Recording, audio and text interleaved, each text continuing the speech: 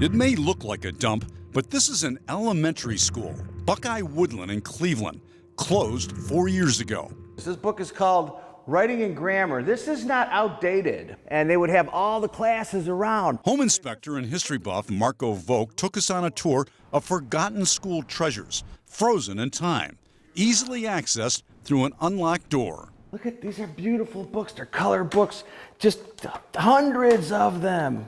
Books, textbooks, many new or newer. This is so sad. An entire library left behind to rot. It's a waste of money. That's not all. All types of furniture. Wow. Lockers, art supplies, and overhead projectors. They're just wasting stuff everywhere. Look at this. There's much more. The ABCs. Toys, pull-down maps, blackboards, office supplies, copy machines. And get this. Social Security numbers. Dozens of personnel records that include employees' Social Security numbers. 430-37-1. Taxpayers are disgusted by the waste in a school district that can ill afford to throw money away. I think that that's a shame. It's a waste of money and time and stuff when kids don't have books today, and this is what they do with trash and trash the books and think that that's okay. It's not. We caught up with the school superintendent and CEO, Eric Gordon, at a community meeting where he discussed the district's long-term plans. What is your reaction to what I just showed you? I showed him photos of the trash items at Buckeye Woodland, including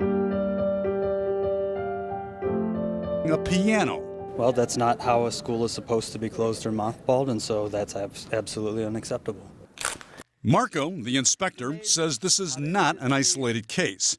He's been in half a dozen Cleveland public schools in the same condition as Buckeye Woodland. They've got tables that are worth hundreds of dollars. Some they have full kitchens that you know cost tens of thousands of dollars, and they leave them in there. What's going to happen? What will you do?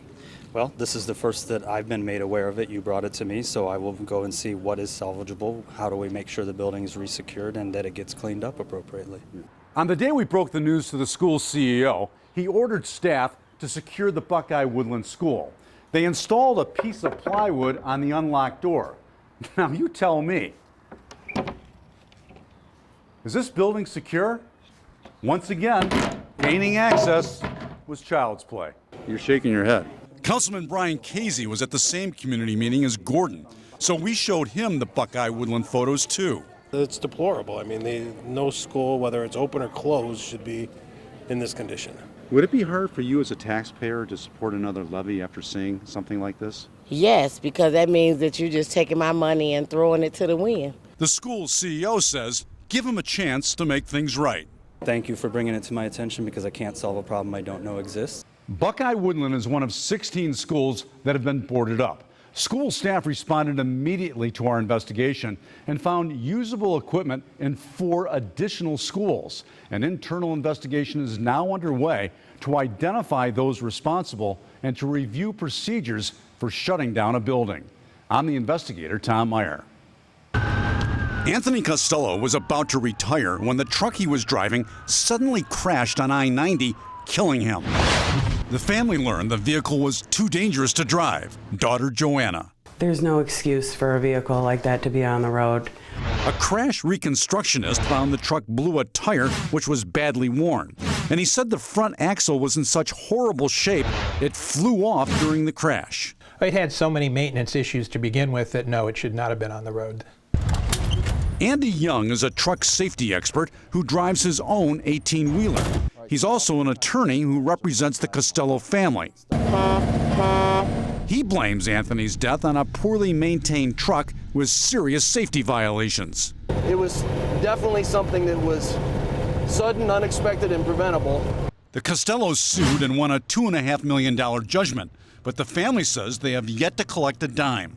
Creta Costello says her husband was driving a Hasledge Fleet service truck. He had been on the job only a week before the fatal crash. Found out that the truck should have been in a junkyard. Young found the state ordered some company trucks off the road. According to the lawsuit, the feds issued a warning letter because of the company's poor safety record. The owner was aware of these issues, and he put my father into a death trap that day. The feds assign trucks DOT numbers to identify companies and monitor their safety records. But when safety scores go south, some companies get new numbers and change their names. They're trying to trick you into believing there's somebody else. They're trying to make us think, right, that they are a new company. They're called chameleon companies, and the Costellos say Anthony had unknowingly worked for one. It changed its stripes 4 times to avoid violations over the long haul. Young found the company operated under these 4 names and DOT numbers. We reached out to the company, but they didn't return my phone calls. The General Accounting Office, or GAO, found the number of chameleon carriers is growing. So a lot of bad truck companies fall under the radar. A lot of bad truck drivers marry up with those bad truck companies.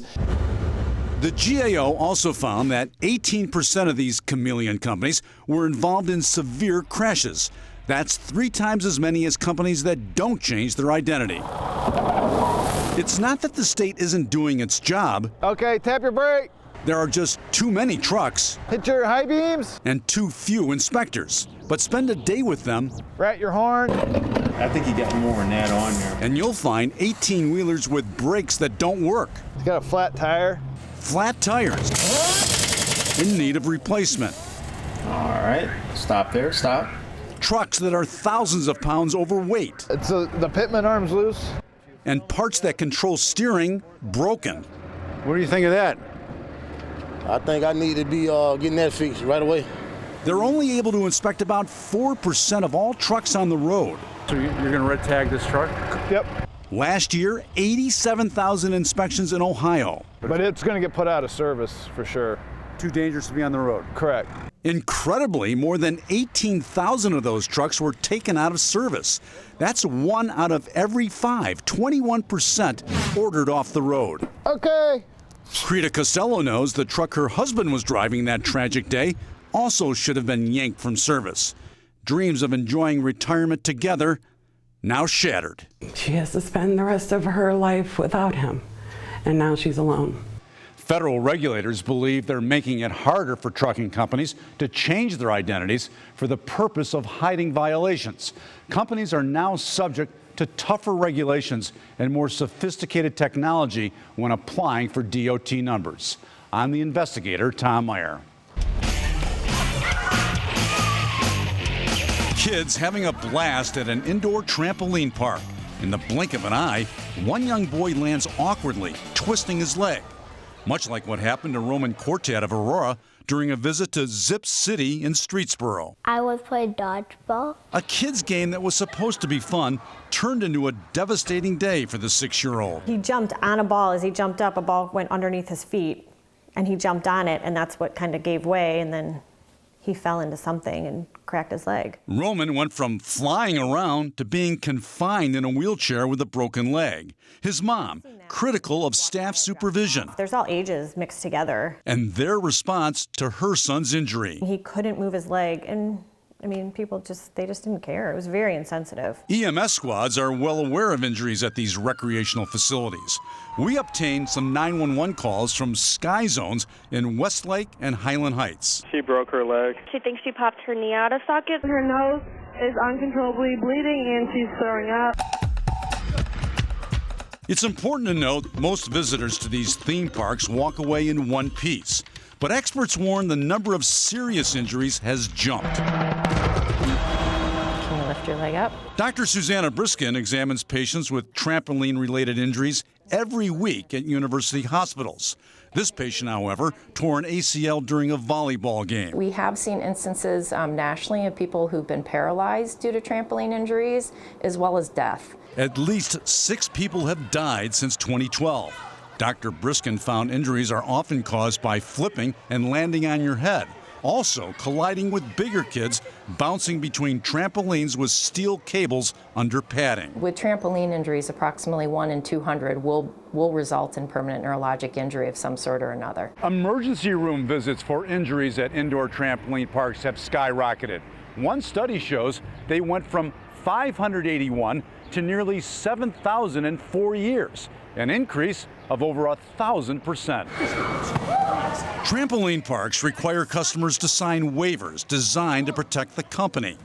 We asked lawyer Chris Patno to review the waiver at Sky Zone. 4 pages, it's unbelievable. It's nearly ironclad, even includes arbitration, which means customers give up their right to go to court. You have a corporate lawyer probably throwing in everything in the kitchen sink to protect and deter. We reached out to Zip City 5 times, no response. Sky Zone issued a statement, quote, "Safety is our top priority.